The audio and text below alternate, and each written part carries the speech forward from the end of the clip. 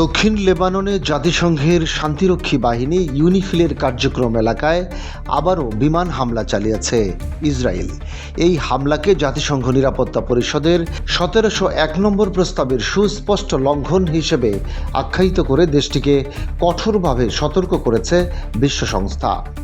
শুক্রবার এক সংবাদ সম্মেলনে জাতিসংঘ মহাসচিবের মুখপাত্র স্টিফেন ডুজারিক জানান, বৃহস্পতিবার বিকেলে ইউনিফিলের শান্তিরক্ষীরা তাদের দায়িত্বপূর্ণ এলাকায় ইসরায়েলি বিমান থেকে পরপর কয়েকটি হামলা হতে দেখেছেন। তিনি বলেন, লেবাননের সশস্ত্র বাহিনী যখন দক্ষিণ লেবাননে অনুমোদিত অস্ত্র ও অবকাঠামো নিয়ন্ত্রণে অভিযান চালাচ্ছে, ঠিক সেই সময় এই হামলা পরিস্থিতিকে আরও জটিল করেছে। ডুজারিক সতর্ক করে বলেন, ইসরায়েলের এসব আক্রমণ নিরাপত্তা পরিষদের ১৭০১ নম্বর প্রস্তাবের স্পষ্টতম লঙ্ঘন। তিনি ইসরায়েলি সেনাবাহিনীকে বিদ্যমান যোগাযোগ ও সমন্বয় ব্যবস্থা ব্যবহার করার আহ্বান জানান।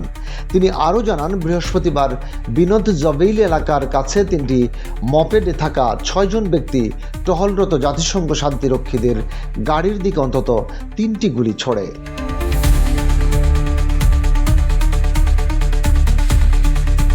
শান্তিরক্ষীদের উপর এমন হামলা একেবারেই অগ্রহণযোগ্য এবং ১৭০১ প্রস্তাবের গুরুতর লঙ্ঘন বলে মন্তব্য করেন তিনি। ২০০৬ সালে হিজবুল্লাহ ও ইসরায়েলের সংঘাত শেষ করতে নিরাপত্তা পরিষদের ১৭০১ নম্বর প্রস্তাব গৃহীত হয়। প্রস্তাবে লিতানি নদী থেকে ব্লু লাইন পর্যন্ত অঞ্চলে অস্ত্রমুক্ত এলাকা প্রতিষ্ঠার কথা বলা হয়েছিল। জাতিসংঘ মহাসচিবের মুখপাত্র বলেন, লেবাননের কর্তৃপক্ষকে শান্তিরক্ষীদের নিরাপত্তা নিশ্চিত করার দায়িত্বের কথা স্মরণ করিয়ে দেওয়া হয়েছে। পাশাপাশি হামলার ঘটনায় পূর্ণাঙ্গ ও দ্রুত তদন্ত চালানোর দাবি জানিয়েছে জাতিসংঘ। গত বৃহস্পতিবার দক্ষিণ লেবাননের অন্তত ৩টি শহরে ইসরায়েলি বিমান হামলায় কয়েকটি ভবন ক্ষতিগ্রস্ত হলেও হতাহতদের খবর পাওয়া যায়নি। বিবিসি জানায়, কয়েক দশকের মধ্যে প্রথমবারের মতো ইসরায়েল ও লেবাননের সরাসরি আলোচনা শুরুর পরদিনই নতুন করে বোমাবর্ষণ করে ইসরায়েলি বাহিনী। সেনাবাহিনীর মুখপাত্র আভিচে আদ্রিজেবা ও আল মাজাদেলের বাসিন্দাদের শহর খালি করার আহ্বান জানানোর ঘণ্টাখানেক পরেই হামলা শুরু হয়।